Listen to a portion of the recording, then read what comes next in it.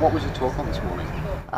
Melissa and I talked about the power of purpose. So really connecting with why an organisation exists and why you as an individual are on the board, and what your personal cause is, what your personal pull is that connects you to that organisation. You see a lot of organisations and you talk to them a lot about the purpose. Are there sort of any common themes that you see in the personal preference, or are they all different?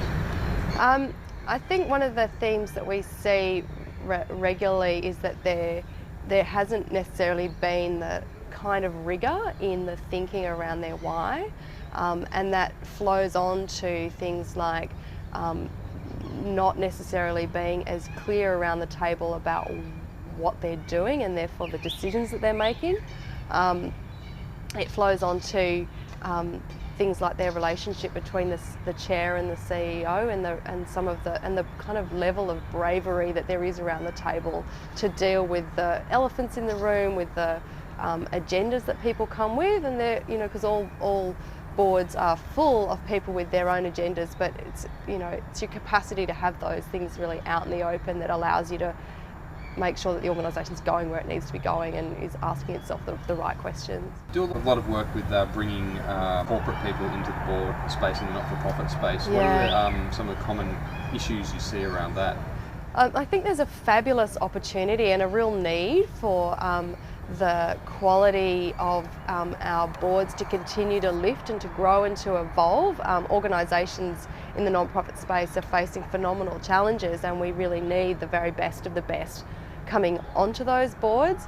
I think what's challenging is that we don't necessarily have people in corporates exposed to an understanding of what that means, and therefore what they need to bring and the questions they need to ask themselves. So doing a piece that allows them to clarify what it is that they would be bringing, what their purpose is, and therefore what organisations are a good fit for them, and having a really good sense of what leading thinking looks like in the non-profit space, so that actually as they move in they can really add value because they understand which bits are the myths and which bits are the reality, what are expectations that are appropriate and which are ones that are not, and what's their need and how can they actually contribute that.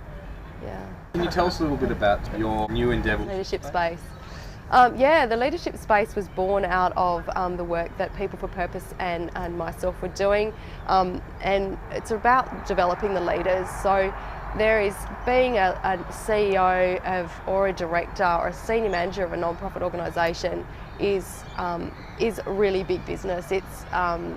It's challenging, it's complex, it's fast moving, and being able to navigate that and navigate it well means that you need to understand yourself, you need to know what your blind spots are, and you really need an opportunity to have really constructive and powerful conversations about how to fix that. So I established Leadership Space to give people that support and challenge and development opportunity. So I work one-on-one with CEOs and directors and senior managers, and it's a blend of the hard stuff, so things like strategy and structure and process, which is from my consulting background, and the soft stuff, which is about how do I work with power and politics and personalities and values and purpose to actually get where I'm going and resolve those pieces that are interpersonal, so between me and the chair or myself and a senior manager within the group. So how do we get a senior management team